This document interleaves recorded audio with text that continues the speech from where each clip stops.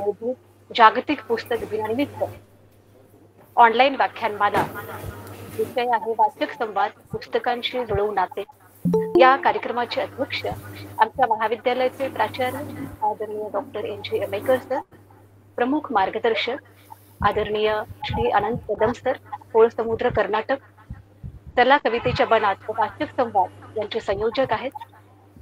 तसेच या व्याख्यानमालेचे समन्वयक डॉक्टर मई तंगापूर सर, प्राध्यापक अजित रमदळ सर,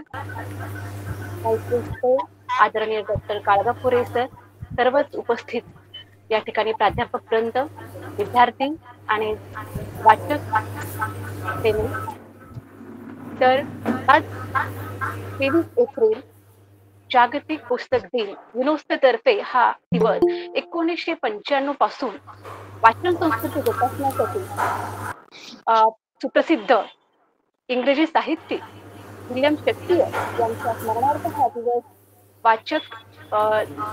वाचकांसाठी हा दिवस पुस्तक दिन म्हणून साजरा केला जातो. या दिवशी हा एक प्रमुख उद्देश आहे, जसं वाचन, प्रकाशन आणि कॉपीराईट या कायद्यांची माहिती लोकांना करून देणे आणि तसेच वाचन संस्कृती जोपासणे, तरुणांमध्ये वाचन संस्कृती बद्दल एक त्यांची वाचनाबद्दलची गोडी निर्माण करणे आणि वाचनाबद्दल त्यांच्यामध्ये वाचन वृद्धिंगत करण्यासाठी हा दिवस खरं तर साजरा केला जातो. अनेक महान लेखकांच्या स्मृतीप्रीत्यर्थ हा दिवस साजरा केला जातो. डॉक्टर आंबेडकर यांनी म्हटलेलं आहे, तुमच्याकडे जर 2 रुपये असतील तर 1 रुपयाचं पुस्तक घ्या, तुम्हाला ते पुस्तक कसं जगायचं हे शिकवेल, आणि 1 रुपयाची भाकरी घ्या, म्हणजे भाकरी तुम्हाला जगायला शिकवेल पण पुस्तकं तुम्हाला कसं जगायचं आणि का जगायचं हे शिकवतील. वाचन हे कर्म आहे, वाचन हे मर्म आहे, ज्ञानाच्या महायज्ञात वाचन हाच धर्म आहे.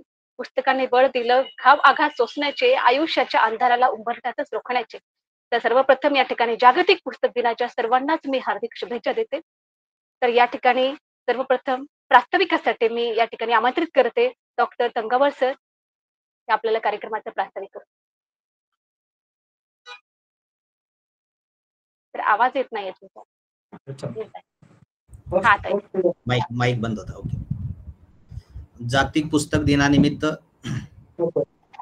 श्री हावगी स्वामी महाविद्यालयाच्या वतीने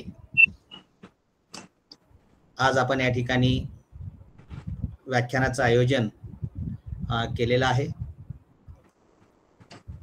या कार्यक्रमासाठी उपस्थित आमच्या महाविद्यालयाचे प्राचार्य डॉक्टर NG अमेकर सर, आजचे मार्गदर्शक वाचन संस्कृती रुजविण्यासाठी आपल्या परिसरामध्ये सातत्याने प्रयत्न करणारे श्री अनंत कदम सर, महाविद्यालयाचे उपप्राचार्य काळगापुरे सर, या कार्यक्रमाचे समन्वयक रंगदळ सर, या व्याख्यानमालेचं सूत्रसंचालन करणारे ज्योती संपाळे मॅडम, उपस्थित सर्व श्रोते. मागच्या वर्षी आम्ही 23 एप्रिलला मॅक्सवेल लोपिस यांचं व्याख्यान आयोजित केलेलं होतं. यावर्षी आपल्याला माहित आहे की परीक्षा चालू आहेत, पेपर तपासणं चालू आहे, लगीनघाई आहे, निवडणुका, सगळ्यांना अनेक कामं आहेत. परंतु आपण ऑनलाईन पद्धतीने आपल्याला फारसं अडचण येणार नाही असं गृहीत धरून आम्ही आमचे प्राचार्य डॉक्टर NG अमेकर सर यांच्याकडे गेलो आणि सर असं म्हणाले की अनंत कदम सर अनेकांना बोलवतात वाचक संवादामध्ये, तर आज आपण त्यांनाच बोलवायलो, ही अतिशय चांगली गोष्ट आहे. सरांचं अनुभव आपल्याला वाचक संवादाशी निगडीत ऐकायला अतिशय योग्यच राहील, आनंदच होईल असं सरांनी बोलून परवानगी दिलेली आहे आणि सरांच्या या परवानगीनुसारच आम्ही या ठिकाणी या कार्यक्रमाचं आयोजन केलेलं आहे. मुळात अनंत कदम सरांच्या घरामध्ये एक साहित्याचं वातावरण आहे. सरांचे वडील माधव कदम, ज्यांना आम्ही बापू म्हणतो, त्यांचं पहिलं पुस्तक उदगीर मधलं कदाचित ते पहिलंच पुस्तक 1964 साली प्रकाशित झालं, कविता संग्रह. आणि तीच एक प्रेरणा घेऊन साहित्यिकांना बळ देण्याचं काम अनंत कदम सर हे चला कवितेच्या बनात हा उपक्रम अगदी सुरुवातीला म्हणजे वाचक संवादाच्या आधी सरांनी सुरुवात केलेला होता. अनेक कवी संमेलन या परिसरामध्ये सरांनी घेतलेले होते. अनेक कवींना या बनाच्या निमित्तानं सरांनी व्यासपीठ मिळवून दिलेलं होतं. त्यानंतर सरांनी युवती व्याख्यानमाला चालवली, तेही अनेक वर्ष ती व्याख्यानमाला चालू होती. त्यातून अनेक विद्यार्थी जे काही 9वी 10वी 11वी 12वी डिग्रीचे जे काही विद्यार्थिनी आहेत ते अर्धा तास एक तास या निमित्तानं बोलते झाले. म्हणून याचं सगळं जे श्रेय आहे ते अनंत कदम सर यांना जाते. मुळात ते वाचक संवादावरच बोलणार आहेत. मी फार काही या उपक्रमावर बोलणार नाही. अगदी म्हणजे सुरुवातीला खरं तर वाचक संवादामध्ये पहिले जे काही 100 पुष्प आहेत त्या 100 पुष्पामध्ये हिरिरीने सुरुवातीला माझा सहभाग होता, परंतु नंतर थोडंसं फारसं समाधानकारक असा सहभाग नोंदवता आलेला नाही. त्याचं पण कधी कधी असं वाईट वाटते. त्याचं कारण असं आहे की 19व्या शतकामध्ये विष्णुदास भावे नावाचे एक नाटककार मराठीमध्ये होऊन गेलेले आहेत. त्या काळातली परिस्थिती इतकी वाईट होती, नाटकामध्ये कोणी अभिनयाचं काम करत नव्हतं, महिला तर पुढे येतच नव्हत्या. म्हणून नाटकाचं संवाद लिहिणं, त्याला नाटकाला संगीत देणं, नैपथ्य असेल, त्याचबरोबर अभिनय असेल, ही सगळी कामं प्रचार आणि प्रसार विष्णुदास भावे हे एकटे 19व्या शतकात करत होते. नाटकाच्या माध्यमातून ते प्रबोधन करत होते. आणि त्याच पद्धतीने आपल्याला सगळ्यांना अनुभव येतो की वाचक संवादामध्ये कधी आम्ही अनेकदा राहतही नाही, तेव्हा अनंत कदम सर हे कार्यक्रमाचं रेकॉर्डिंग करणे, अनेकदा बातम्या लिहिणे, बॅनर लावणे किंवा साऊंड सिस्टीम असेल, या सगळ्या गोष्टी ते स्वतः हिरिरीने पुढाकार घेऊन करत असतात.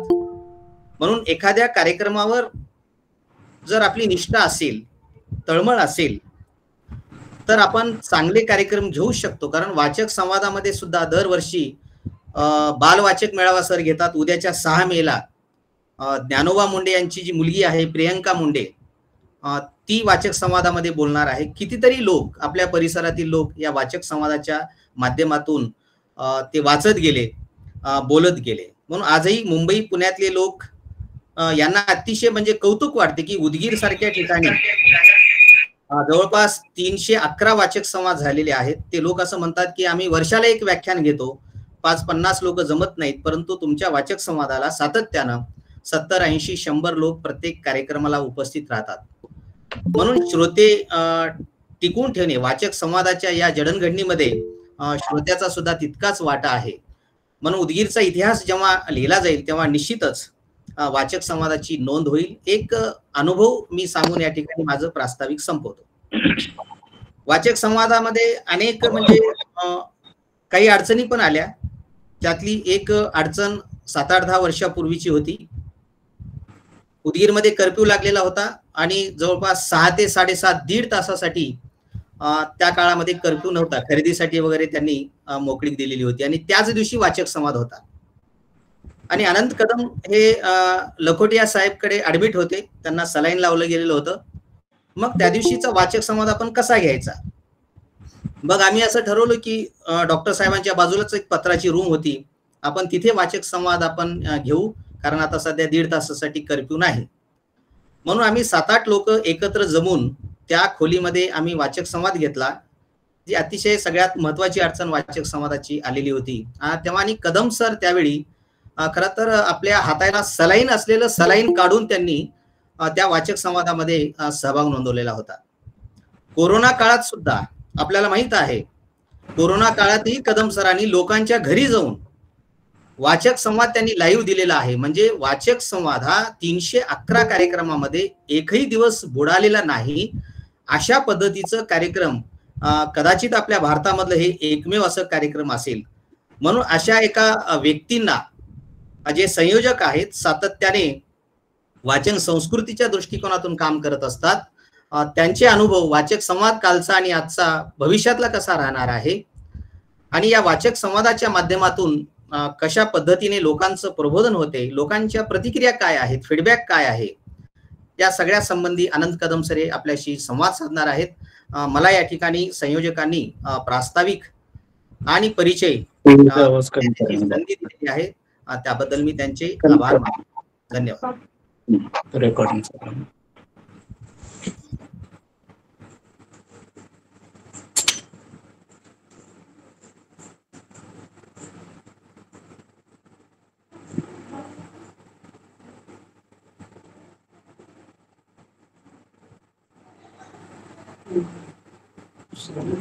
हॅलो.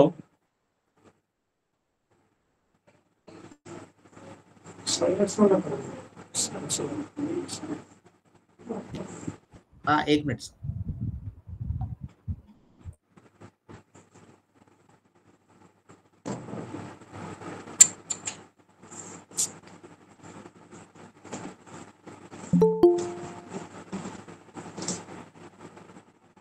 काय झालं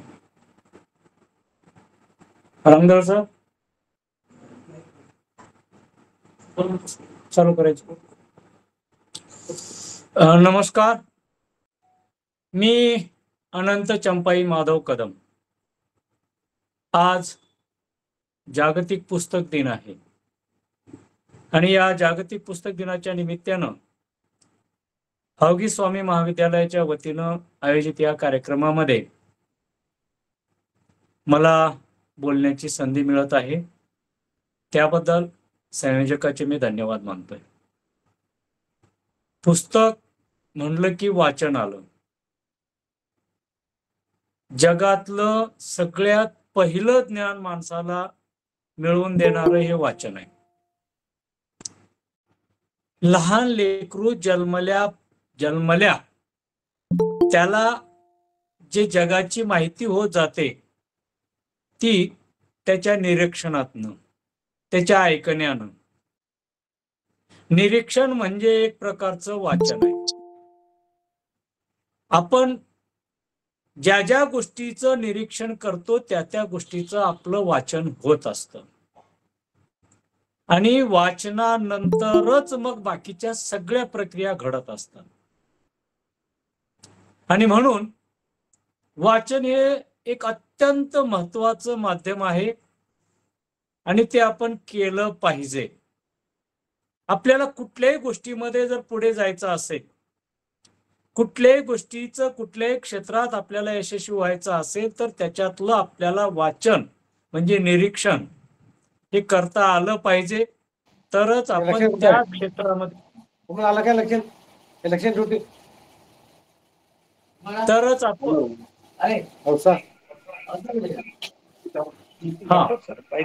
तरच आपण त्या हा सर काही बोलायचंय का सर? हा, तरच आपण त्या क्षेत्रात पुढे जाऊ शकतो. वाचन निरीक्षणाशिवाय जाता येणार नाही. वाचन म्हणजे बऱ्याच लोकांचा एक गैरसमज आहे. केवळ पुस्तकावरचं लिखित जे काही आहे त्याचं वाचन करणं, उच्चार करणं म्हणजे वाचन, असा बऱ्याच लोकांचा एक प्रकारचा गैरसमज आहे. केवळ पुस्तकावर लिहिलेली अक्षरं वाचणं, त्याचा उच्चार करणं म्हणजे एवढं वाचन नाही, हे मानणाऱ्यापैकी मी आहे. माझ्या मते वाचन म्हणजे निरीक्षण. आपण ज्या ज्या गोष्टींचं निरीक्षण करतो त्या त्या गोष्टींचं आपल्याकडनं वाचन घडत असतं. आणि मग ही वाचन संस्कृती आता पुढे म्हणजे मी सांगितलं सुरुवातीला की लहान मुलगा सगळ्यात पहिल्यांदा वाचायला शिकतो म्हणजे तो निरीक्षण करतो. आपली आई आपल्याला कसं बोलते, आपले नातलग आपल्या जवळ आल्यानंतर काय काय करतात, मग त्याला प्रतिसाद आपण काय द्यायला पाहिजे, काय दिलं की त्यांची प्रतिक्रिया, त्यांचा प्रतिसाद पुन्हा आपल्याला मिळतो, या गोष्टीचं तो निरीक्षण करत असतो आणि त्याच्यावरनं हळूहळू हळूहळू आपल्या सादाला तो प्रतिसाद देत असतो. हे त्याचं वाचन असतं. आणि असं वाचन, एवढं वाचन पुरेसं नाही. सगळ्याच गोष्टी आपल्याला डोळ्यासमोर येतील असं नाही. सगळ्याच गोष्टीचं आपण निरीक्षण करू शकतो असंही नाही. ज्या गोष्टीच्या पर्यंत आपल्याला जाता येत नाही, ज्या गोष्टीचं निरीक्षण करण्याची आपल्याला संधी मिळत नाही, त्या गोष्टी लिखित स्वरूपातून आपल्याला ज्ञात करून घ्याव्या लागतात. हे पुस्तकांचं वाचन आहे. आणि आज असं म्हणतात लोक की जग आता आपल्या मुठ्ठीमध्ये आलेलं आहे. अरे बाबा, मुठ्ठीमध्ये जग आलेलं आहे, पण देणारा देता एवढा मोठा आहे, पण आपली झोळी फाटकी आहे. आपण या मुठ्ठीतल्या ज्ञानाला आत्मसात करायचं सोडून फक्त माझ्याजवळ मोबाईल आहे म्हणजे संपलं, मी आता बसल्या ठिकाणी काही करू शकतो, मला पुस्तकं वाचायची गरज नाही, मला इतर ठिकाणी जाऊन ज्ञान ग्रहण करायची, ज्ञान संपादन करायची मला कशाची गरज नाही, असं म्हणणारा एक वर्ग आज तयार व्हायला लागलेला आहे. आणि ही अत्यंत दुर्दैवाची गोष्ट आहे. केवळ मोबाईलवरनं तुम्ही सगळ्याच गोष्टी करू शकत नाही. केवळ मोबाईल मधून आपण सगळंच ज्ञान संपादन करू शकतो याच्यावर माझा विश्वास नाही. कारण सगळेच ज्ञान हे वाचनानं मिळतंय असं नाही, सगळंच ज्ञान केवळ निरीक्षणानंच मिळतंय असंही नाही, तर काही गोष्टीला प्रात्यक्षिकांची आवश्यकता असते. आपल्याला ज्ञान घ्यायचं असेल तर प्रात्यक्षिकाशिवाय आपण ज्ञान घेऊ शकत नाही. उदाहरण जर सांगायचं झालं, सुवास, फुलांना सुवास असतो असं आपण म्हणतोय. मग फुलं एक प्रकारची आहेत का? नाही आहेत, अनेक प्रकारची फुलं आहेत. मग जेवढ्या प्रकारची फुलं आहेत तेवढ्या प्रकारचा सुगंध देखील आहे. प्रत्येक फुलांचा सुगंध आहे. मग हे सुगंध आपल्याला पाहून कळणार आहे का? नाही. वाचून कळणार आहे का? नाही. याच्यासाठी प्रात्यक्षिकांची आवश्यकता आहे. आणि म्हणून केवळ मोबाईल मधून ज्ञान मिळतं हे म्हणणारे लोक चुकीचे आहेत असं माझं म्हणणं आहे. ज्ञान ग्रहण करण्यासाठी वाचन, चिंतन, मनन, स्मरण, कथन आणि मग कृती या सगळ्या गोष्टी आपल्याला करता आल्या पाहिजेत. प्रात्यक्षिक आपण केल्याशिवाय एखादी गोष्ट आपल्यामध्ये पूर्णपणे मुरत नाही. आपण त्या गोष्टीला सविस्तरपणे जाणून घेऊ शकत नाही किंवा दुसऱ्याला आपण ती ज्ञान संपादन केलेली गोष्ट आपण दुसऱ्यापर्यंत आपण पोहोचू शकत नाही. आणि म्हणून आपल्याला वाचन खूप महत्वाचं आहे. कारण आपण सगळ्याच गोष्टीपर्यंत जाऊ शकत नाही. बऱ्याच गोष्टी पुस्तकातून आपल्याला जाणून घ्याव्या लागतात. आणि म्हणून जगातलं आजपर्यंत सगळं ज्ञान आपल्यापर्यंत आणून देणारं एकमेव साधन होतं ते म्हणजे पुस्तक, ज्याला आपण ग्रंथ म्हणू. आणि ते ग्रंथ वाचून अनेक पंडित झाले, तेच पुस्तकं वाचून वैद्य डॉक्टर झाले, तीच पुस्तकं वाचून वकील, न्यायाधीश, शिक्षक, प्राध्यापक हे सगळे झाले. आणि आज ही वाचन संस्कृती कुठंतरी लोप पावते अशी भावना लोकमनामध्ये अत्यंत मोठ्या प्रमाणामध्ये रुजायला लागलेली आहे. का रुजत असेल? असं लोकांना का वाटत असेल? त्याचं कारण असं आहे, आपल्या आजूबाजूची परिस्थिती, आपल्या आजूबाजूची माणसं. आपल्या आजूबाजूची माणसं आज पुस्तक वाचताना म्हणावे तसे दिसत नाहीत. आपल्या आजूबाजूची माणसं म्हणायचं जाऊ द्या, आपल्या घरातले जे विद्यार्थी आपण ज्यांना म्हणतोय, जे विद्या ग्रहण करण्यासाठीच त्यांचं काम आता सध्या चालू आहे, तेच आज पुस्तकं वाचत नाहीत. सगळं मोबाईल मधनं मला मिळतंय असं म्हणून त्या मोबाईल मध्ये बुडून चाललेले. पण मोबाईल माझ्या मते सगळंच ज्ञान देऊ शकत नाही. मोबाईल तुम्हाला मॅपवरती रस्ता दाखवेल, पण त्या रस्त्यावरनं पुढे पुढे गेल्यानंतर तिथं काय हे बघायचं असेल तर आपल्याला तिथपर्यंत प्रत्यक्षात जावंच लागतं. त्याच्यानंतरच आपल्याला तिथल्या गोष्टी कळू शकतात. याच्यासाठी जरूर मोबाईलचा वापर केला पाहिजे या मताचा मी आहे, पण मोबाईल म्हणजे ज्ञान देण्याचं सर्वस्वी साधन एकच आहे हे म्हणणारं मात्र मला कधीच पटलं नाही आणि ह्याला मी चूक असं म्हणतोय. आणि म्हणून ही वाचन संस्कृती आपण आपल्या आजूबाजूच्या लोकांचं थोडस निरीक्षण केलं, जे ज्ञानी आहेत, जे बुद्धिवंत आहेत, त्यांना कोणालाही विचारा, कुठलाही ज्ञानी, कुठलाही बुद्धिवंत वाचनाशिवाय झालेला नाही. त्यांनी पुस्तकं वाचली. तर त्यांनी कोणती पुस्तकं वाचलीत, कुठल्या क्षेत्रातली पुस्तकं वाचलीत हा प्रश्न वेगळा आहे. पण कुठल्याही क्षेत्रामध्ये तुम्हाला जर नामांकित व्हायचं असेल, विद्येमध्ये प्रगल्भता तुमच्या आणायची असेल, तर तुमच्या त्या क्षेत्राची माहिती असणारी पुस्तकं तुम्हाला वाचलीच पाहिजेत, तुम्हाला वाचावीच लागतात. ही वाचन संस्कृती आहे. आणि आपण सगळ्यात सोपं सांगतो, तुकाराम गाथा पाण्यामध्ये बुडवली असं म्हटलं जातं. मग पाण्यात बुडवलेली तुकाराम गाथा आज प्रत्येकाच्या घरामध्ये आली. हे कसं झालं? बुडवल्यानंतर ती पुन्हा मिळणार नाही ना. अगोदरच्या काळामध्ये सगळी हस्तलिखित होती आणि हस्तलिखित बरून शाईनं रंगानं लिहिलेली पाण्यात बुडवली की ती निघून जाणार, संपून जाणार. मग ही तुकाराम गाथा पाण्यात बुडवलेली आज घरोघर का आली? कारण ती अभंग, जी अभंग संत तुकारामांनी लिहिली होती, गायली होती, ती अभंग लोकांनी ऐकली होती, श्रवण केलेली होती. आणि नुसतं श्रवण नाही, ऐकून सोडून दिलं नाही. आजकालच्या लोकांचं श्रवण आणि त्या काळातलं श्रवण याच्यात खूप फरक वाटतोय. कारण अगोदरच्या काळातली लोक ऐकलेली विसरत नव्हती. आज आमचं स्मरण किती आहे, आपल्या किती लक्षात राहायला लागलेलं आहे याचाही आपल्याला विचार करावा लागतं. आणि ती लोक श्रवण केलेलं स्मरणात ठेवली आणि पुन्हा त्याला लिहून काढलं आणि मग त्याची तुकाराम गाथा आपल्या घरापर्यंत आली. याच्यासाठी आपलं वाचन, श्रवण, चिंतन, मनन या गोष्टी अत्यंत गरजेच्या आहेत. आणि पुस्तकं आपल्याला टाळून कधीच आपण पूर्ण होऊ शकणार नाही असं माझं ठाम मत आहे. आपल्याला मोबाईल मधून किती काही मिळत असलं तरी आपल्याला पुस्तकाची आवश्यकता ही आहेच. आणि ही वाचन संस्कृती आपल्याला पुढे घेऊन जायची आहे.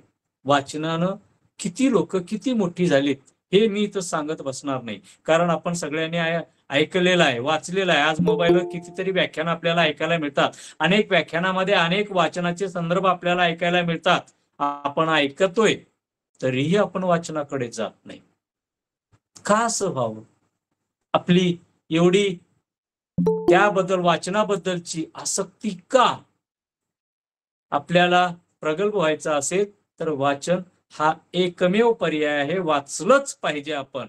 आणि म्हणून ही वाचन संस्कृती पुढे घेऊन जाण्यासाठीचा आजचा हा एक प्रयत्न म्हणजे पुस्तक दिन आहे. पुस्तक दिन, पुस्तक याच्यासाठीच आहे, वाचनासाठी, आणि ते आपण वाचावं याच्यासाठी हे पुस्तक दिन आहे. आणि या पुस्तक दिनाच्या निमित्तानं हवगी स्वामी महाविद्यालयाच्या वतीनं संयोजक आदरणीय प्राध्यापक डॉक्टर असतील, त्याचबरोबर संयोजक आदरणीय अजित रंगल सर जे ग्रंथपाल आहेत, आणि हवगी स्वामी महाविद्यालयाचे प्राचार्य आदरणीय डॉक्टर एमेकर सर असतील, यांनी आज या संकल्पनेतून ही काही कार्यक्रमाची सगळी सुसूत्रता जोडून आणली आणि कार्यक्रमाचं आयोजन केलं. आणि आज मला तुमच्यापर्यंत येण्याची संधी निर्माण करून दिली. एक याच्यासाठीचं कारण आहे पुस्तक. आणि म्हणून या पुस्तकाला आपण समजून घ्यायचं आहे, जायचं आहे. आजची काय अवस्था आहे पुस्तकाबद्दलची? किती आपण, मी मागे म्हटल्याप्रमाणे आपले घरातले विद्यार्थी म्हणणारे देखील पुस्तकं वाचत नाहीत. ते जाऊ द्या, मी शिक्षक आहे, मी किती वाचतोय हा मी मला स्वतःला जर प्रश्न विचारला तर माझ्या प्रश्नाचं उत्तर काय येतं हे मला माहिती आहे. प्रत्येक आज ज्यांनी ऐकायला लागलेत ना, या सगळ्यांनी फक्त स्वतःला एकच प्रश्न विचारून बघा, माझं वाचन किती आहे, मी किती पुस्तकं वाचले. एवढं आपण एकदा मनाला विचारा आणि त्याचं उत्तर काय येतं ते तुमचं तुमच्याजवळच राहू द्या आणि विचार करा, माझं वाचन खरंच पूर्ण आहे का? माझं वाचन हे आजच्या परिस्थितीला धरून जेवढं पाहिजे तेवढं व्हायला लागलंय का? नाही. मी म्हणत नाही, पण अनेक व्याख्यानातनं मी ऐकलेलं आहे, अनेक मोठ्या वक्त्यांच्या तोंडून असं ऐकायला येतं की ज्यांचं काम वाचन आणि भाषण, वाचणं आणि शिकवणं हे काम आहे, अशी लोकच आज वाचताना दिसत नाहीत, असं काही लोकांचा आरोप आहे.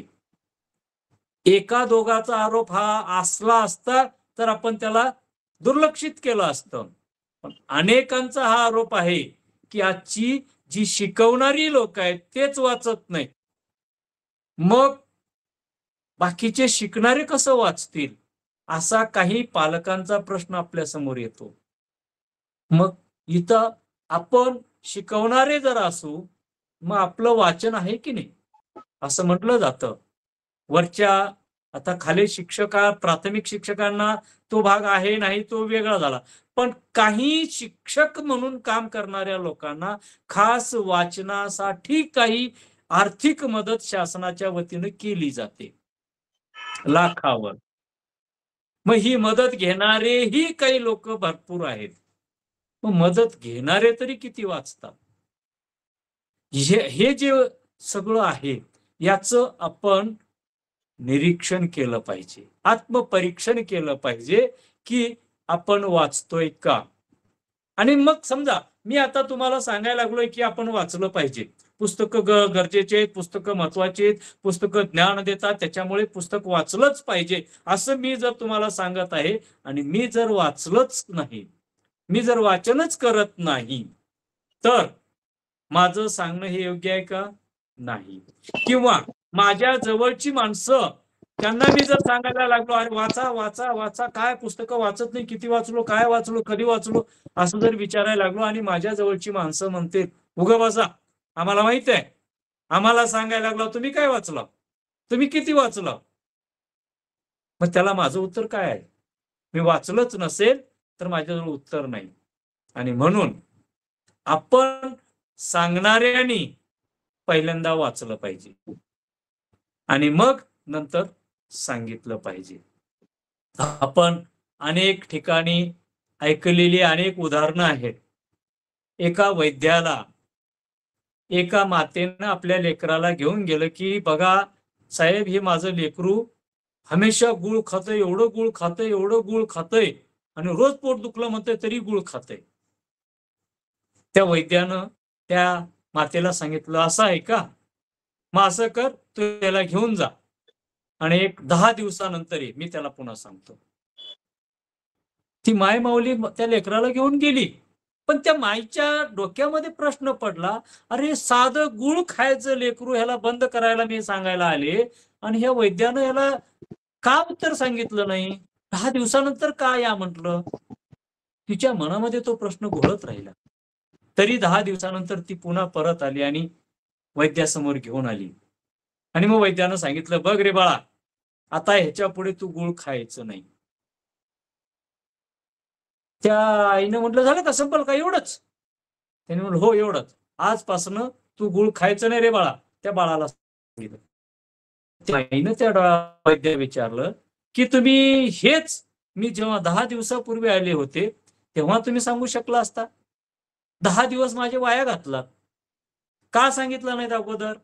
त्यावेळेला त्या वैद्यानं दिलेलं उत्तर असं आहे की माय, खरं सांगायचं झालं तर मी देखील गुळ खात होतो आणि म्हणून मी जर गुळ खात असेल आणि ह्याला गुळ खाऊ नको म्हणत असेल तर तो माझा अधिकार नाही, मला तो अधिकार मिळत नाही. मी हे कशासाठी सांगितलं? अरे वाचा रे पोरं, पुस्तकं वाचली पाहिजेत, ग्रंथ वाचली पाहिजेत सांगणारा मी जर शिक्षक वाचत नसेल तर मग वाचा म्हणून लोकांना सांगण्याचा मला अधिकार मिळतोय का, याचं आत्मपरीक्षण मला करावं लागेल. आणि ही कदाचित सद्य परिस्थिती आहे. मी गुळ रोज खायला लागलोय आणि येणाऱ्याला म्हणतोय गुळ खाऊ नका, गुळ खाल्लं की पोट दुखतंय, गुळ खाऊ नका, लेकरांच्या पोटात जंत होतात, गुळ खाऊ नका, उष्णता वाढते, गुळ खाऊ नका, आजार होतात. अरे येणाऱ्याला मी सांगायला लागलोय गुळ खाऊ नका, गुळ खाऊ नका, पण माझं गुळ खाणं बंदच नाही. मी दिवसातून 4दा गुळ खातोय. काय अर्थ आहे माझ्या सांगण्याला? असं काही लोकांचं घडत आहे वाचनाच्या संदर्भात. आणि म्हणून सांगणाऱ्यांनी या गोष्टीला थोडासा अंतर्मुख होऊन विचार केला पाहिजे. माझं काम लोकांना पुस्तकात काय आहे ते सांगायचं आहे, लोकांनी पुस्तकं वाचावं हे सांगायचं आहे, तर माझं वाचन देखील वाढवलं पाहिजे. आता वाचन म्हणजे काय? संदर्भ ग्रंथ शिकवायचं तरी आपल्याला वाचवल्याशिवाय शिकता येतच नाही, पण त्याच्यासाठी द्यावे लागणारे संदर्भ वेगळ्या पुस्तकात आहेत.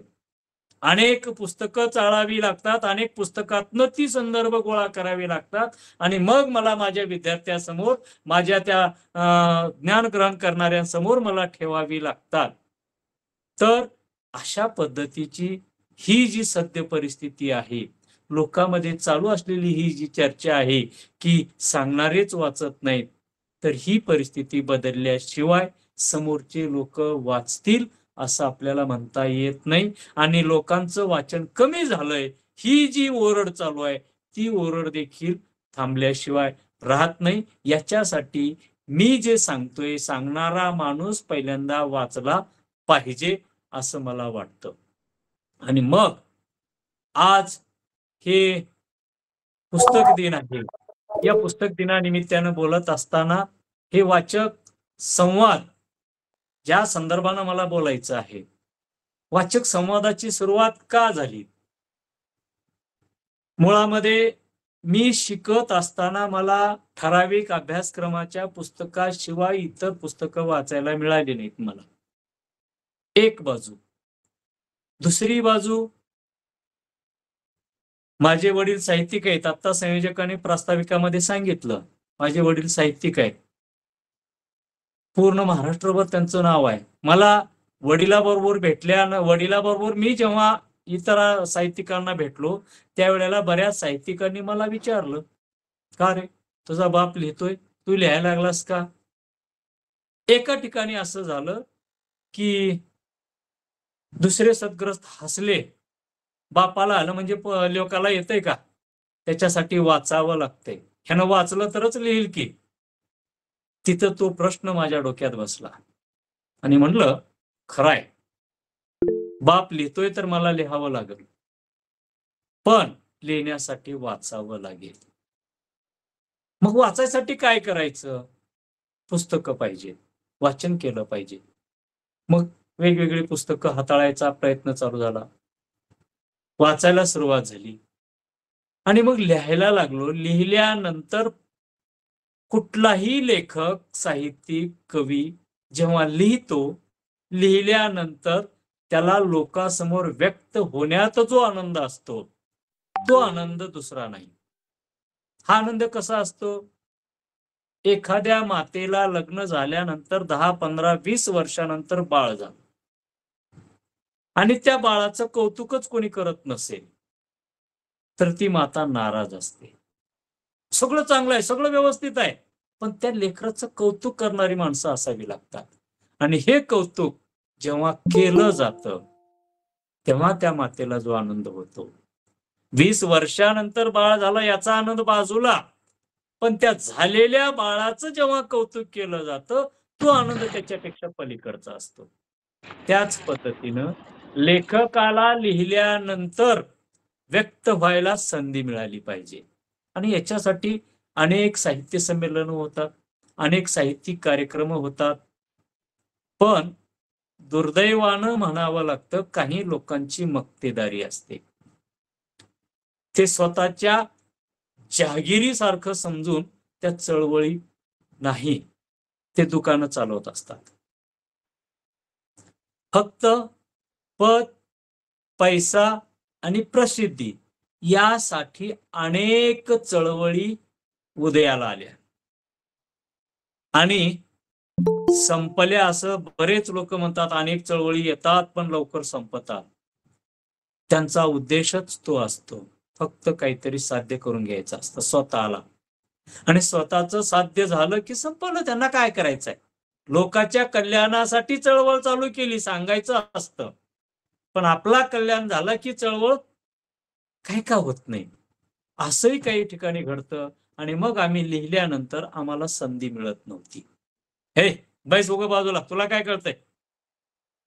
मग अशा परिस्थितीमध्ये लिहिणाऱ्या अनेकांच्या संपर्कात मी जेव्हा आलो, तेव्हा अनेक जण म्हणायला लागले, मला तिथं गाऊच देत नाहीत, मला येऊ देत नाहीत, मला वाचू देत नाहीत, मला ऐकू देत नाहीत. अशा वेळेला आम्ही उदगीरमधल्या आमच्या परिसरातल्या मित्रमंडळींनी एकत्र येऊन असं ठरवलं की आपण लोकांच्या अंगणात जाऊन नाचण्यापेक्षा आपल्या अंगणात आपण नाचू ना. आपल्याला कोणी अडवायला येणार नाही, चुकलासी म्हणणार नाही. त्या लोकांना पटलं आणि मग आम्ही चला कवितेच्या बनात नावाची चळवळ चालू केली. आणि या चळवळी अंतर्गत सगळ्यात पहिल्यांदा आम्ही फक्त एकच काम केलं. जे जे नवोदित कवी आहेत, कविता लिहितात, अशांना एकत्र केलं आणि आपल्या कविता आपणच गायच्या, आपणच ऐकायच्या, आपणच टाळ्या वाजवायच्या आणि आपणच समाधान मानायचं. अशा पद्धतीनं स्वतः सुरुवातीला अशा कविता चालू केल्या. मग आमचा हा ग्रुप वाढायला लागला. मग कुणाचाही वाढदिवस असेल, काहीतरी आम्ही एक निमित्त शोधायचं आणि प्रत्येकाच्या घरोघर हा कार्यक्रम आम्ही घ्यायला चालू केला. आणि जेव्हा आमचा हा कार्यक्रम व्हायला लागला, आजूबाजूचे लोक ऐकायला लागले, तेव्हा काही लोकांना ते आवडायला लागलं. आणि आवडल्यामुळे मग काही लोक आमच्या कार्यक्रमाची प्रसिद्धी करायला सुरुवात केली. याच्यानं झालं काय, अनेक ठिकाणी आमचे कार्यक्रम व्हायला लागले. अनेक चांगले साहित्यिक जे होते, हे चळवळी चालवून घरं भरून घेणारे नाही बरं का, जे खरे साहित्यिक आहे, आपणही घडलं पाहिजे, इतरांनाही घडवलं पाहिजे असं म्हणणारे साहित्यिक आम्ही न बोलवता आमच्या कार्यक्रमाला यायला लागले, ऐकायला लागले. आणि मग त्यांनी आमच्या बरोबर व्यक्त व्हायला लागले. आणि होता होता बऱ्याच जणांच्या तोंडून असे शब्द गेले की लिहिणारे वाचले पाहिजे. तुमच्यापैकी बरेच जण लिहायला लागले, चांगलं लिहायला लागले, पण यांनी अनेक जर दुसरी साहित्य कृती यांनी वाचल्या तर यांच्या लेखणीत आणखी सुधारणा होऊ शकते, यांनी वाचलं पाहिजे. मग आम्ही सांगितलं, 1-2 वर्ष बघितलं, लिहिणाऱ्याला वाचायची चिंताच वाटत नाही, वाचायचंच नाही. माझं मी लिहिलं पाहिजे, मी काही करण अ ब क काही जुळवून लिहीन आणि ते लोकांपर्यंत जाईन, लोकांनी ऐकलं पाहिजे. अरे पण वाचलं पाहिजे, सुधारणा करून घ्यायची असतील तर, पण नाही. आणि मग 1 वर्ष गेलं, आमचे लोक, लिहिणारे म्हणणारे लोक देखील वाचायला तयार नव्हते. आणि त्यावेळेला मग आम्ही विचार केला, आता आपल्या लोकांना आपण वाचायला लावायचं आहे, सांगून ऐकत नाहीत, तर मग काय करावं. आणि मग आम्ही असं केलं की आपण आता कविता वाचणं गाणं बंद, आपण आता पुस्तकावर बोलायला चालू करू. म्हणजे काय होईल, पुस्तकावर बोलत असताना आपल्याला पुस्तक वाचल्याशिवाय बोलता येणार नाही. आणि मग वाचल्यानंतर त्यांनी आपल्या समोर बोलावं. मग ह्याच्यातनं 2 फायदे. एक तर आपण न वाचता आपल्याला ते पुस्तक समजून येणार आहे, आणि या निमित्तानं आपण ते पुस्तक वाचायचा प्रयत्न करणार आहोत, किंवा ते पुस्तक आवडलं तर पुन्हा घेऊन मिळवून वाचू शकतो. म्हणून वाचक संवाद नावाचा कार्यक्रम चालू करायचा ठरवला.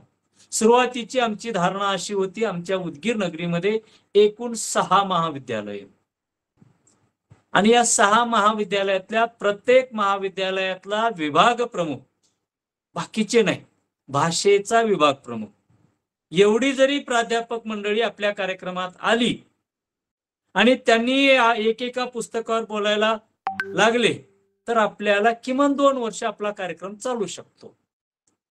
या धारणेनं आम्ही बरीच मंडळी एकत्र केली आणि चालू करत असताना आम्ही काही प्राध्यापक, काही साहित्यिक, काही नवोदित अशी माणसं एकत्र येऊन मग मे 2011ला आम्ही पहिला वाचक संवाद चालू केला. आणि पहिल्या कार्यक्रमाला अपशकुन असं काही लोक वापरतात. तर पहिल्या कार्यक्रमाला आम्हाला किती लोक होते? फक्त 13 लोक होते. 13 लोक एकत्र येऊन कार्यक्रम चालू केला. मग काही लोक नंतर आमच्यामध्ये चर्चा केल्या. सुरुवात 13 ची झाली. 3, 13, 9, 18 तुमचा कार्यक्रम बंद पडला असं काही लोक सांगायला चालू केले. आणि मग कसं असतं, अपयश ही यशाची पायरी असते असं काही लोक म्हणतात. आणि मग लोकांचं बोलणं, 13 लोक जमणं, आणि मग मी जरी अंधश्रद्धा मानत नसलो तरी लोकांमध्ये चर्चा अशी व्हायला लागली. तरी परंतु मी ठरवलं की हरकत नाही, बंद पडणार आहे ना, पडू द्या. आपण चालेल तितके दिवस आपण जीवाचं रान करून याला चालवलं पाहिजे असं ठरवून आम्ही चालू केला. 1 दिवस, 1 पुस्तक, 1 वक्ता. एका वक्त्यासाठी आपण वेळ बांधून दिला. एका वक्त्याला आम्ही साधारणतः 1 तासाचा वेळ दिला. हा वेळ लवचिक ठेवला. 1 पुस्तक वाचा. पुस्तक केवढंही असेल, 10 पानाचा असो की 1000 पानाचा असो, त्या पुस्तकावर आपण 1 तासापर्यंत विवेचन करा अशी आमची धारणा आहे. काही लोक अर्धा तास केले असतील, काही लोक 40-50 मिनिट बोलले असतील, काही लोक 1.5-1.5, 2-2 तासही बोलली. आता पुस्तकाची ती प्रत, त्याची बोलणाऱ्याची बुद्धिमत्ता, व्यक्त होण्याची पद्धत, या सगळ्या गोष्टी त्याच्यामध्ये आल्या. आणि मग बोलत चालले. कार्यक्रम चालू झाला. पहिल्या कार्यक्रमाला 13 होते, दुसऱ्या कार्यक्रमाला 23 लोक आम्ही जमवली. आणि ही संख्या हळूहळू वाढत चालली. बोलणारे यायला लागले. आणि मग काय व्हायला लागलं, 2-4 कार्यक्रम झाले नाहीत की लगेच पहिल्या सुरुवातीला बोललेला माणूस म्हणायला लागला की मी आता दुसऱ्या पुस्तकावर बोलतो. त्यावेळेला आम्हाला प्रश्न पडला, एकाच माणसाला जर आपण दरवेळेला बोलायला दिलो तर नवीन लोकांना बोलायला मिळणार आहे का? मी मागे वळून पाहिलं. आम्हाला संधी मिळत नव्हती म्हणून आपण हे चालू केलंय. कशासाठी चालू केलंय? इतरांना संधी मिळवून देण्यासाठी हा कार्यक्रम आपण चालू केलाय. आणि मग इथं जर आपण त्या जुन्या लोकांना दोष देऊन चालू केलेलं आणि पुन्हा त्यांच्यासारखंच जर आपण चालू केलं, एकालाच मिरवत राहिलो, बाकीच्यांना संधी कधी देणार आहोत? आणि म्हणून आम्ही असं ठरवलं की एकाला एकदाच संधी बोलायची मिळेल, दुसऱ्यांदा नाही. काही लोक म्हटले की असं कसं होतंय, किती लोक तुमच्याजवळ बोलणार आहेत, किती लोक वाचणार आहेत, वाचणारे लोकच नाही तर तुमच्याजवळ बोलणार आहे कोण, असं म्हणणारे काही वर्ग. बघा, आपण जेव्हा एखादं काम करायला निघतो त्यावेळेला आपल्याला बोलणारे, दोष देणारे, चुका शोधणारे अनेक लोक भेटतात. एकाची वेगळी चूक असते, दुसऱ्याची वेगळी चूक असते, तिसऱ्याची तिसरी चूक असते, वेगवेगळे. एखादा म्हणतो की तुम्ही इथल्या लोकांना बोलायला लावता, कशाला बोलतील ते लोक, त्यांना कॉलेजमध्ये पोराच्या समोर बोलून सवय असते. तुमची इथं 10-20 लोक, 5-50 लोक बी जमत नाहीत. आणि त्याच्यामध्ये जमलेले बी काय कशा असतात, कोण वयस्कर आहे तर कोण एकदम लहान बाळ आहे, कोणी कसाच आहे तर कोणी कसाच आहे. एका लेवलचे, एका बुद्धिमत्तेचे तुमच्या समोर प्रेक्षक नाहीत. मग कसं बोलतील ते लोक? त्याच्यामुळे तुमचा कार्यक्रमच चालणार नाही. हरकत नाही, नका चालत नाही. पुन्हा दुसरा तिसरा एक म्हणतोय की तुम्हाला हे कार्यक्रम चालवायचा असेल तर प्रसिद्धी केली पाहिजे, तुम्ही पेपरला दिलं पाहिजे. कधी कधी अशा गोष्टी लोकांच्या ऐकून कराव्या वाटतात. आणि मग आम्ही प्रसिद्धी द्यायला गेलो. पहिल्या झटक्यातच एका पत्रकाराने सांगितलं, हे तुमचा कार्यक्रम आहे. होय. मग असल्या वैयक्तिक किंवा कुण्या लोकांनी कसलेही कार्यक्रम घरात घेतलेल्या त्याच्या बातम्या आम्ही देत नाही. मी म्हटलं असं कसं हो, तुम्ही बातम्या अनेक लोकांच्या देता, घरातल्या लग्नाच्या देखील बातम्या देता. ते म्हणले त्याच्यासाठी जाहिरात लागते. हा, जाहिरात दिला तर मग तुमची बातमी आम्ही देऊ, असं म्हणणारे पत्रकार भेटले. पण मी पत्रकारांना दोष देत नाही. आज आम्ही 312व्या कार्यक्रमापर्यंत आलोत. आम्हाला पुढे येण्याला सगळ्यात मोठं माध्यम म्हणजे पत्रकार आहे. पत्रकारांनी आमच्या बातम्या दिल्या म्हणून आमच्या कार्यक्रमाला प्रसिद्धी मिळाली आणि म्हणून आम्ही लोकांपर्यंत गेलो. एक दोघांनी आम्हाला जाहिरातीचा आग्रह धरला असेल, पण कालांतरानं त्यांना त्या गोष्टी लक्षात आल्या की आम्ही काय करतोय. कारण आम्ही कुणाकडनं पट्टी देणगी गोळा केली नाही. येणाऱ्याला असं म्हटलं नाही, तुला बोलायचंय का, 1000 रुपये दे, तुला आम्ही सगळं स्टेज तयार करून देतो, लोक मिळून देतो, बोल. असंही कधी कुणाला म्हटलं नाही. आम्ही कार्यक्रमाचं आमचं असं एक वाक्य ठेवलेलं आहे, ना लेना ना देना, घर में पडकर आना, यहाँ सबके सामने बोलना. अशा पद्धतीनं आम्ही लोकांच्या समोर गेलो. लोक आमच्यामध्ये जुळत गेली आणि या पद्धतीनं हा वाचक संवाद हळूहळू बहरत गेला. याच्यामध्ये 36व्या कार्यक्रमाला अखिल भारतीय साहित्य संमेलनाचे अध्यक्ष नंतर बनले. त्याच्या अगोदर डॉक्टर श्रीपाल सबनीस सर आले.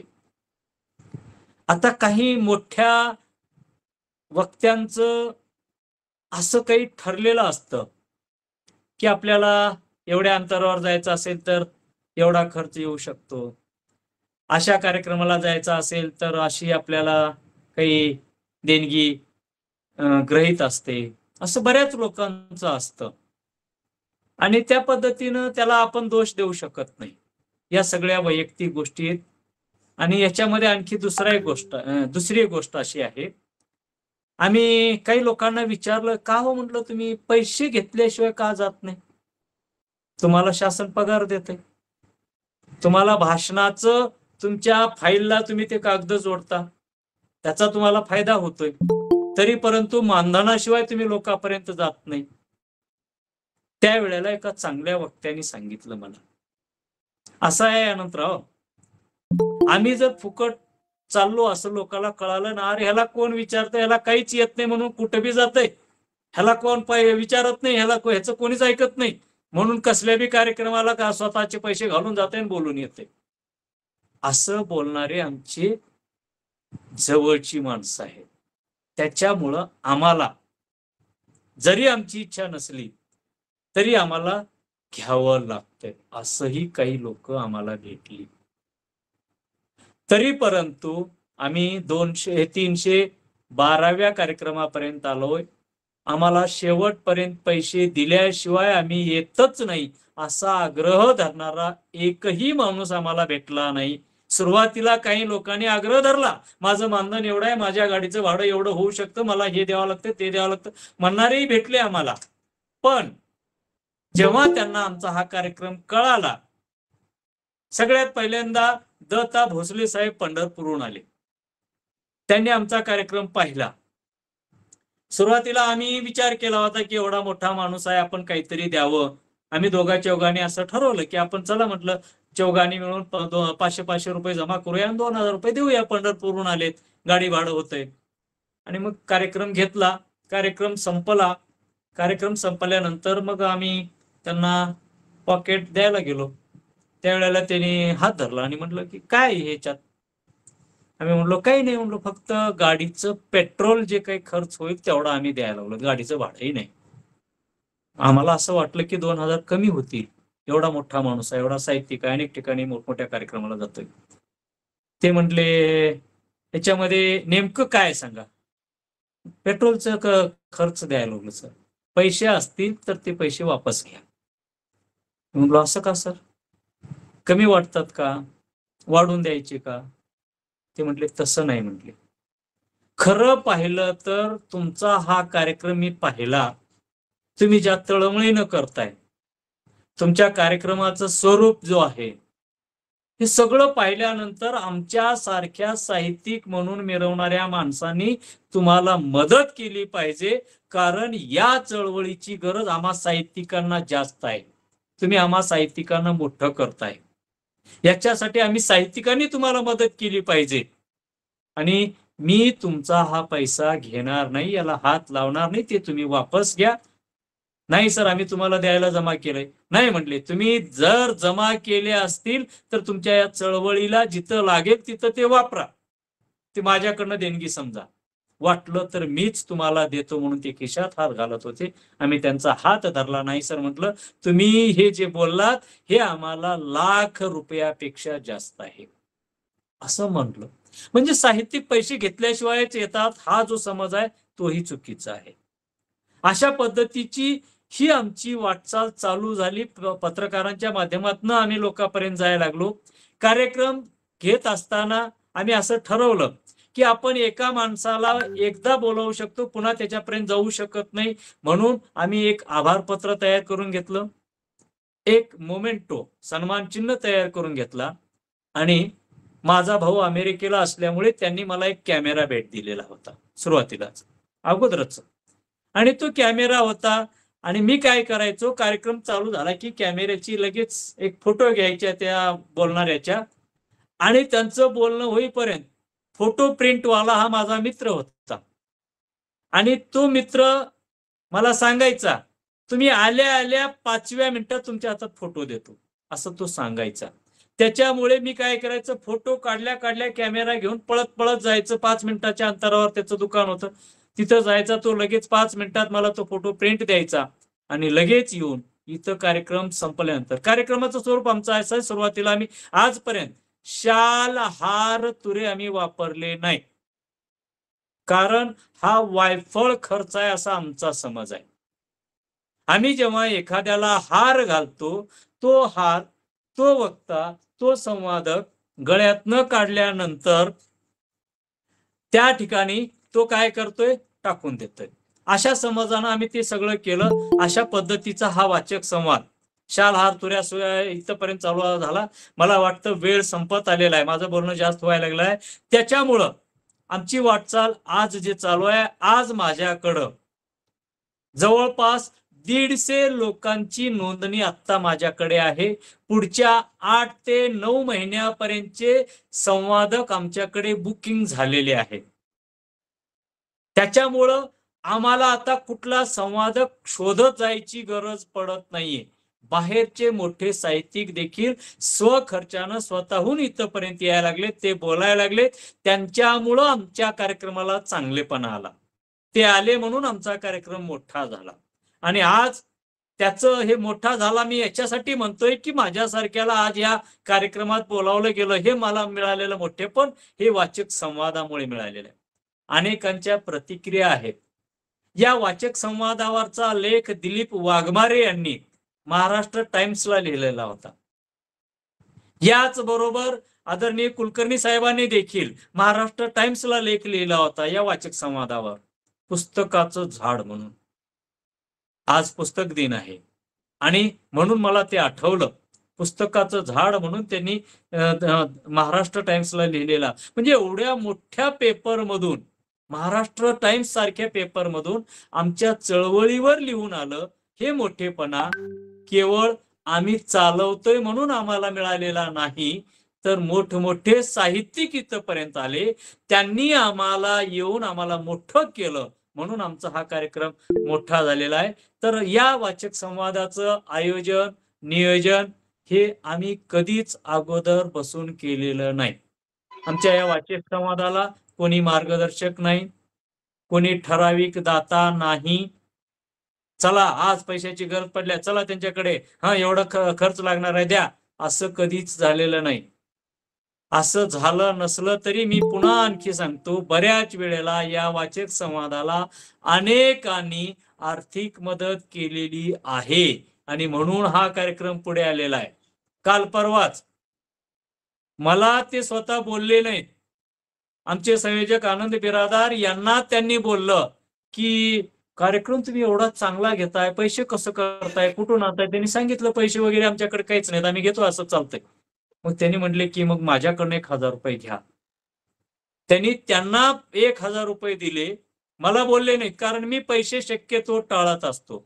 पैसा हा कार्यक्रमाला पुढे जाण्यासाठी मदत करत असला तरी बऱ्याच वेळेला अडचणीचाही ठरतो, असा माझा समज आहे. आणि म्हणून लोकांनी देणगी दिली, सहकार्य केलं. बऱ्याच वेळेला काही आलेल्या पाहुण्यांच्या खाण्याची राहण्याची सोय काही लोकांनी केली, म्हणून देखील कार्यक्रम चालला.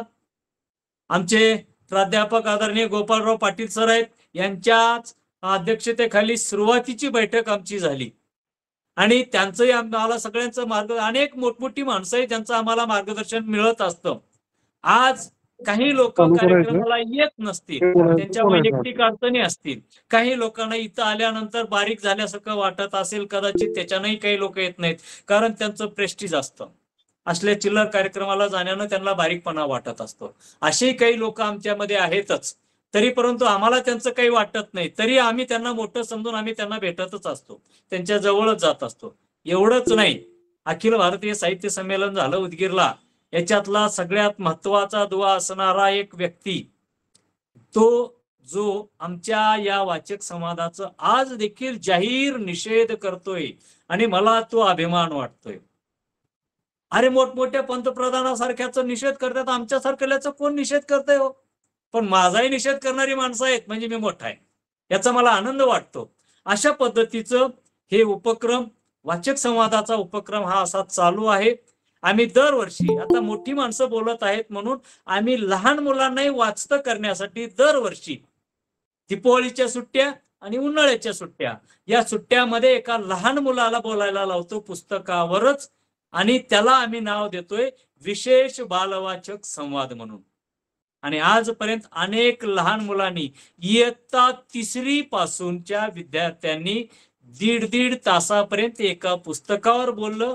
आता उद्याचाच आम्ही हा कार्यक्रम आता अलीकडे फेसबुकवर देतोय, युट्यूबवरती टाकतोय. माझ्या अनंत कदम या फेसबुकवरून तो कार्यक्रम आपल्याला ऐकायला मिळेल. 6 तारखेला आहे. एक छोटीशी मुलगी बोलणार आहे जी 6वीत आहे आज, ती बोलणार आहे. पॅटर्न शिवरायांचा या पुस्तकावरती बोलणार आहे, जरूर ऐका. अशा पद्धतीचं हा वाचक संवाद आमचा चालू आहे. याला अनेकांचं बळ मिळालेलं आहे. मी एकटा कारणीभूत नाही, मी चालवतोय म्हणून चालतंय असं कधीच कुणी समजू नये, कारण अनेकामुळे हा वाचक संवाद चालू आहे. आणि हा वाचक संवाद या ठिकाणी आजपर्यंत 312 कार्यक्रम झाले, म्हणजे 312 पुस्तकं आम्ही लोकांना वाचायला लावली. 312 पुस्तकावर लोकांना बोलायला लावलं. 312 पुस्तकं जे कधीच वाचले नाहीत अशांना ते ऐकायला लावली. याच्यासाठी वाचणं, ऐकणं आणि कथन करणं या त्रिसूत्रीचा वापर आपण सगळ्यांनीच करावा. आपण घरी जे पुस्तकं वाचतोय ती वाचलेली नुसतं वाचून डोक्यात ठेवून कामाचं नाही, वाचल्यानंतर ते लोकांना सांगत चला, लोकांना ऐकवा. कधी कधी लोकांनी वाचलेली पुस्तकं तेही आपण ऐका, तरच आजचा पुस्तक दिन सफल झाला असं मला वाटेल. या ठिकाणी मला बोलावलं गेलं, बोलावून या ठिकाणी मला बोलायची संधी दिली. मी कुठलाही वक्ता नाही, मी एक चळवळीत राबणारा कार्यकर्ता आहे. मी कुठलंही असं मोठं पुस्तक लिहिलेलं नाही. मी लहान मुलामध्ये शिकवणारा प्राथमिक शिक्षक आहे. तरी परंतु केवळ या वाचक संवादाच्या कार्यक्रमामुळं, या चळवळीमुळं मला आज ही संधी दिली गेलेली आहे. खरं पाहिलं तर माझ्या समोर आज मोठमोठी माणसं आज या ठिकाणी हे कार्यक्रम ऐकायला लागलेले. मी चेहरे पाहतोय, आता सगळ्यांची नावं घेत बसणार नाही, सगळ्यांचा मी सन्मान करतोय. त्यांच्यामुळं मला हे मोठेपणा मिळतोय आणि त्याबद्दल या हवगी स्वामी महाविद्यालयाचे प्राचार्य, या प्राचार्य डॉक्टर येमेकर सर, या कार्यक्रमाचे संयोजक प्राध्यापक डॉक्टर मयी तंगावार सर, अजित रंगळ सर आणि या कार्यक्रमाचं संचालन करणाऱ्या आमच्या आदरणीय ताई ज्योतिताई, या सर्वांचं मी मनोमन धन्यवाद मानतोय. आणि ज्यांनी ज्यांनी हा कार्यक्रम ऐकलाय, ऐकत असाल तर नुसतं ऐकू नका, वाचा. वाचाल तरच वाचणार आहोत, वाचलं तरच आपल्याला बरंच काही शिकायला मिळणार आहे. आणि आपण शिकलो, शहाणे झालो तर इतरांना सांगू शकतो. आपण शहाणं नसताना लोकांना सांगत जाणं हे चुकीचं आहे. वाचल्याशिवाय कोणी कुणाला सांगू नये. वाचा, वाचाल तरच वाचाल. धन्यवाद. खूप खूप धन्यवाद सर. खूपच अप्रतिम संदेश आपण दिलात सर. खरं तर वाचनाची इतकी गोडी आपल्यामध्ये आहे आणि इतरांमध्ये ती आपण निर्माण केला तेवढी मोठी ऐतिहासिक चळवळ अतिशय छोट्या रूपातून तयार करून आपण इतका मोठा वटवृक्ष त्याचा तयार केलेला आहे. आपली टीम आपल्या सोबत आहे. खूप खूप आम्हाला आनंद झालेला आहे सर, आपण आमच्या या कार्यक्रमाला या ठिकाणी उपस्थित राहिलात.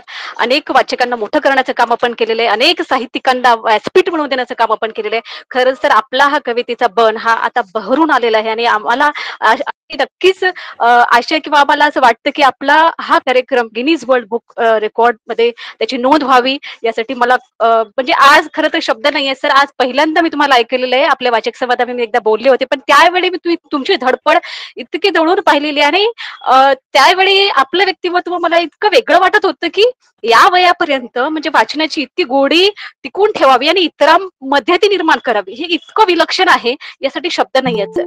जसे घरात प्रत्येक घरामध्ये देवघर असते, तसेच घरामध्ये एक कोपरा देखील पुस्तकांनी भरलेला असावा आणि म्हणून असेल तरच माणसाची मन ज्ञानाने भरले जाते आणि हा पुस्तकांचा खजिना जवळ असावा. हा इतका सुंदर संदेश आणि इतकं आपलं सुंदर कार्य आहे तर त्याच्यासाठी शब्द नाहीयेत. खरंच इतक्या प्रतिकूल परिस्थितीमध्ये आपण हे सुरुवात केलात आणि इतक्या जिद्दीनं तळमळीनं आणि इतक्या आवडीनं मनापासून आपण हे चालू ठेवलात, यासाठी खरंच शब्द नाहीयेत. पुस्तके आणि चांगली माणसं लगेच कळत नाही, त्यांना वाचावंच लागतं असं कोणीतरी म्हटलेलं आहे आणि ते योग्यच आहे. पुस्तके वाचन करण्याची कला शिकवतात, आपल्या ज्ञानामध्ये वृद्धी करतात, सामाजिक बांधिलकी निर्माण करतात, स्वतःला ओळखण्याची दृष्टी देतात आणि संघर्ष जपण्याची आणि करण्याची ताकद देतात. एक चांगलं पुस्तक 100 मित्राप्रमाणे असतं आणि म्हणून या वाचक दिनाच्या निमित्ताने या ठिकाणी हा इतका सुंदर कार्यक्रम, आपलं व्याख्यान आम्हाला या ठिकाणी ऐकता आलं, त्यासाठी आम्ही खरंच खूप आभारी आहोत. यानंतर आता मी विनंती करते आमच्या महाविद्यालयाचे प्राचार्य आदरणीय डॉक्टर एमेकर सर, त्यांनी कार्यक्रमाचा अध्यक्षीय समारोप करावा. आजच्या या जागतिक पुस्तक दिनानिमित्त आयोजित वाचक संवादाला प्रमुख उपस्थित वक्ते आमचे मित्र श्री आनंद कदम सर, या कार्यक्रमाचे संयोजक महित अंगावार सर आणि त्यांचे सर्व सहकारी, त्याचबरोबर या कार्यक्रमाला उपस्थित महाविद्यालयाचे उपप्राचार्य काळगापुरे सर, सर्व उपस्थित श्रोते, सर्वप्रथम मी आनंद कदम सरांचे आभार मानतो की सरांनी आमचं निमंत्रण स्वीकारलं आणि आपला वेळातला वेळ काढला. सर, आजपासून नाही तर 2011 पासून आम्ही तुम्हाला पाहतो. पुस्तकासाठी आपली जी धडपड आहे, तसं धडपड तर आपण सगळ्यांनाच म्हणतो, साहित्यकारांनाही म्हणतो की आपण फार चांगलं सर्जन करत. आपण जी मनातून जी तळमळ आहे, निस्वार्थ तळमळ आहे, ते मला वाटतं एका श्रेष्ठ साहित्यिकापेक्षाही ती श्रेष्ठ आहे. आपण फक्त एखादा साहित्यकार हा फक्त एखादी रचना सृजन करतो आणि ती समाजाला देतो, पण आपण एकच रचना नाही, आपण सांगितल्याप्रमाणे असंख्य रचना ह्या आपण श्रोत्यांपर्यंत पोहोचवलेल्या आहेत. आणि मला वाटतं जसं आता मॅडम सांगितल्याप्रमाणे की आपला हा वाचक संवाद हा मला वाटतं ग्रीनिज वर्ल्ड बुक रेकॉर्डमध्ये त्याचं नोंद व्हावी आणि तो आपल्या उदगीरकरांसाठी ती एक अभिमानाची गोष्ट व्हावी, अशा शुभेच्छा मी या प्रसंगी आपणास देतो. तर विद्यार्थी मित्रांनो, आता अनेक विद्यार्थी या कार्यक्रमाला उपस्थित आहेत. मीही साहित्याचा एक विद्यार्थी, मलाही बरेच प्रश्न पडतो की पुस्तकं का वाचावीत. सर, आपण खूप चांगल्या प्रकारे हे आपला विषय आपण प्रस्तुत केलेला आहे. त्यात थोडासा मी थोडीशी भर घालू इच्छितो की सर, साहित्य आज आपल्याला काय देतं, हा एक सगळ्यात मोठा प्रश्न आहे. कारण अलीकडच्या काळामध्ये अनेक व्यावसायिक अभ्यासक्रम सुरू होत आहेत आणि त्यामध्ये असा प्रश्न उपस्थित केला जात आहे की साहित्याची काय गरज आहे. बाहेरच्या दुसऱ्या अभ्यासक्रमाबद्दल बोलत नाही, तिकडे तर खूप असं चालू आहे, पण आपल्या विद्यापीठामध्ये सुद्धा कॉमर्सला साहित्याची काय गरज आहे असा एक प्रश्न उपस्थित केला गेला आणि कॉमर्स मधून साहित्य जो SL ला विषय होता तोच कट करण्याचा प्रयत्न केला होता. या प्रसंगी साहित्याचा विद्यार्थी म्हणून मला असं वाटतं की साहित्याची काय खरंच गरज आहे का साहित्य आम्हाला काय देतं, हा एक सगळ्यात मोठा पडलेला प्रश्न आहे. तर मला वाटतं की आजच्या माणसांना रोजगार तर कोणत्याही पद्धतीने माणूस मिळू शकतो, पण हा मिळालेला रोजगार आपल्या उदरनिर्वाह करताना कशा पद्धतीने करावा हे शिकवण्याचं काम मला वाटतं साहित्य खूप चांगल्या पद्धतीने करतं आणि त्यासाठी साहित्याची गरज आहे. साहित्य बुद्धीचा तर विकास करतच, अनेक ग्रंथ हे बुद्धीचा विकास करतात, पण मनाचा विकास आज जो आवश्यक आहे, भावनांचा विकास जो आज आवश्यक आहे, तर त्या मनाचा आणि भावनांचा विकास होण्याची आज खूप मोठ्या प्रमाणात गरज आहे. त्यामुळं हे सर्व कार्य जे आहे ते साहित्याच्या माध्यमातून होतं, पुस्तकाच्या माध्यमातून होतं. त्यामुळं मला वाटतं की पुस्तकं हे वाचणं आजच्या पिढीसाठी फार आवश्यक आहे. आजची पिढी भावनेच्या विकासापासून थोडीशी दूर जाताना दिसत आहे. आपण भौतिक जगामध्ये वावरतो, भौतिक विकासावर आपण अवलंबून आहोत. आपण बऱ्याच गोष्टी, आता डेव्हलपमेंट या शब्दाची व्याख्याच तशी केली गेली आहे की भौतिक साधनांचा विकास. पण मला वाटतं की भौतिक साधनांच्या विकासासोबत मनाचा विकास, भावनांचा विकास हे आजच्या जीवनामध्ये अत्यंत आवश्यक आहे. आणि त्यामुळं मला आनंद कदम सर असं वाटतं की येणाऱ्या काळामध्ये याची जी भावनांच्या विकासाची जी कमतरता समाजाला भासणार आहे, त्यामुळं येणाऱ्या काळामध्ये साहित्यांचे आणि पुस्तकाचे कदाचित ट्युशन सुद्धा चालू होतील आणि ती समाजाची गरज असेल असं मला या प्रसंगी वाटतं. कारण आज माणसाकडनं पैसे भरपूर आहेत, साधनं भरपूर आहेत, पण कसं जगायचं, कसं राहायचं हे फक्त पुस्तकच शिकवू शकतं, साहित्यच शिकवू शकतं. तर त्यासाठी येणाऱ्या काळामध्ये हे पुस्तकं आम्हा सगळ्या समाजासाठी, एक चांगल्या समाजासाठी हे पुस्तक फार आवश्यक आहेत आणि तीच एक खूप मोठी शिदोरी ठरणार आहे. तर या प्रसंगी जागतिक पुस्तक दिनानिमित्त आपल्या सर्वांकडून अशी अपेक्षा करतो की आपलं वाचन अत्यंत वाढावं. आपल्या सानिध्यामध्ये मोबाईल आलेला आहे, येऊ द्या, काय हरकत नाही, पण त्याच पद्धतीनं पुस्तकही आपल्या सानिध्यामध्ये यावीत.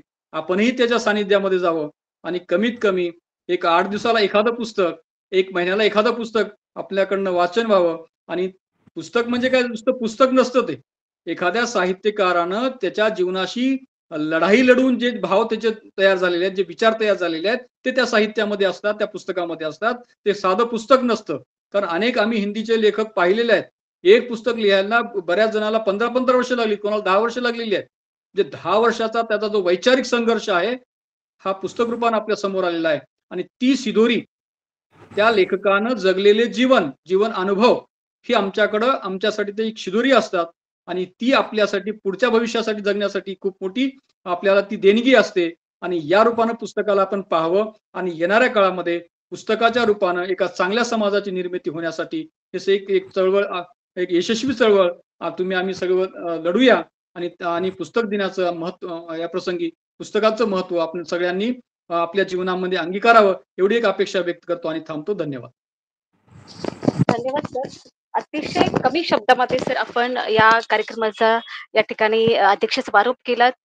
पुस्तकं आपल्याला जगणं शिकवतात, माणसं शिकवतात आणि पुस्तकातून आपल्याला जीवनाचं सगळं सार कळत असतं. हा एक अतिशय सुंदर मेसेज खूप खूप कमी शब्दामध्ये खूप छान या ठिकाणी आपल्या भावना व्यक्त केला सर. या ठिकाणी या सुंदर अशा व्याख्यानाचा आता समारोपाकडे आपण जात आहोत. त्यासाठी आता आभार प्रदर्शन या ठिकाणी होणार आहे. त्यासाठी मी आमचे सहकारी डॉक्टर आदरणीय तंगावर सर यांना विनंती करते की आपण या कार्यक्रमाचे आभार प्रदर्शन करावं. रंगदळ सर. हा, रंगदळ सर, आभार माना. सर्वांना नमस्कार. आज जागतिक पुस्तक दिनानिमित्त हा ऑनलाईन व्याख्यानाचा कार्यक्रम आयोजित करण्यात आला होता.